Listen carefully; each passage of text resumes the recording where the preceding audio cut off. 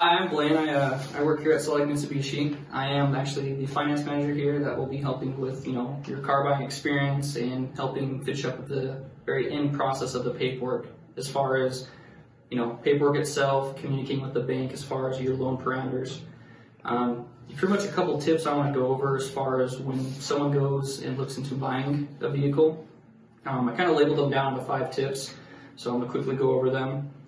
Pretty much the first thing, or tip 1 or step 1, would be looking at your dealer and who you're buying from. Make sure they're reputable, the speed of which they look at your loan information, and if you're buying a reliable car. So obviously a dealer that's more reliable or reputable will have a quicker process to get you in and out of the door. In return, makes it so the buying experience is a little quicker for you. You don't feel like you're at a dealership for hours on end when you could realistically be out of there within 1 to 2 hours, depending on their process. Now, within that process, most people, or a lot of people, do have a trade-in of some sort, whether they owe money on it or not.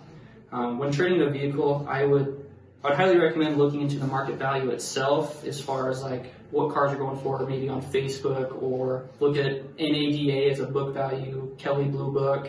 I'd look into those third party, because then you can roughly see what your vehicle is actually worth. So when you come to the dealership, you can kind of have an idea of what you're willing to sell your own vehicle for to the dealership, and you're not asking too much, or you're not trying to take too little for your vehicle. You'll kind of be in a good area to where you're protecting yourself and you'll know what you're to expect. Now, when it comes to getting a vehicle, obviously most people get a loan on their car, which means it deals with credit. So credit that's considered high credit or really good credit would be someone that can get a loan, really good interest rate. The banks themselves aren't asking for too much down payment. So the benefits of that is pretty much as I stated. If you have good credit or high credit, you'll get smaller interest rates, less down payments needed, and a bigger loan. However, if you have credit challenges or bad credit, it's not necessarily an issue. It's just that's kind of where the banks take a look at your credit, and they kind of decipher whether you need a bigger down payment or what your interest rate's going to be at. So what I'd recommend is, if you have a local credit union or a credit card of some sort, try to ask them for what your FICO score is before you come to the dealership. So you kind of have a good idea of where your credit lies, and so when the dealership happens to pull your credit, you kind of know what to expect as far as where you might be in the interest rate realm.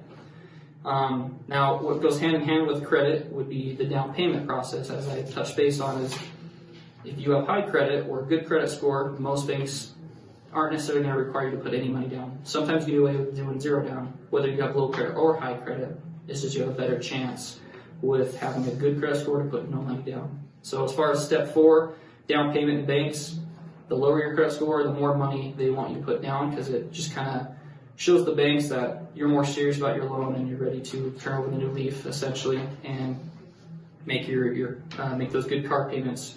So what I recommend with down payment is, if you have a set down payment you can do, I would have that ready to go and know what number that is in mind. So when you are discussing numbers as far as what the dealership goes, you can have your set dollar figure set in mind, to where when the dealership asks for down payment, you already know what you're trying to do, and therefore the dealership can communicate that with the bank and make the loan process that much faster.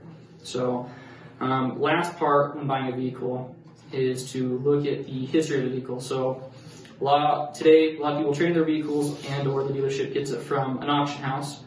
When they get it from auction, we want to look into the Carfax and everything else, because when buying a vehicle, there's a lot of red flags. As far as if the vehicle's a branded title, it's a red flag. A lot of banks don't want to loan on that. So when buying a vehicle, ask about the vehicle history. Ask for the Carfax.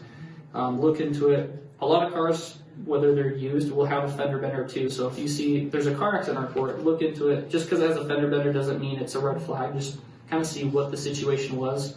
But however, if it has multiple accidents and/or is a branded title, salvage title, it's kind of something you want to stay clear of, just to protect you, yourself, and to protect the bank. Because again, the bank's not going to want to loan on a vehicle that is, considered damaged and that might have problems in the future. Because if you have to pay for a repair, it makes it hard to pay for your monthly payment as well. So again, a quick recap. Step 1, look into who you're buying from dealership-wise. Step 2, look into your value of your trade, as far as Kelley Blue Book, NADA.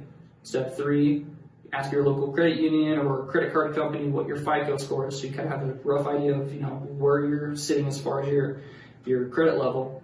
Down payment, make sure you save money. Again, if money's an issue, here at Salt Lake Mitsubishi, we can help you out, and a lot of times do it with zero down. It just kind of depends on what's on your credit report itself. But if you don't have any money down, it's not necessarily an issue. We have banks that will do all kinds of loans from obviously really good credit all the way out down to credit challenge. It's not a problem. So just looking to see what down payment you can do. It definitely will help you, the consumer, in the end.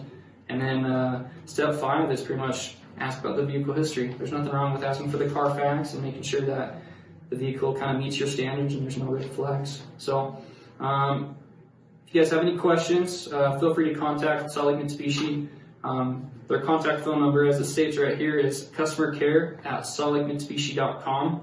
Or if you want to call, actually talk to a person instead of an email, you could give us a call for questions at 385-474-2429. Again, if you have any questions about the tips that I just went over, or financing in general, or buying in general, the email you want to do is customercare@saltlakemitsubishi.com, or give us a call at 385-474-2429.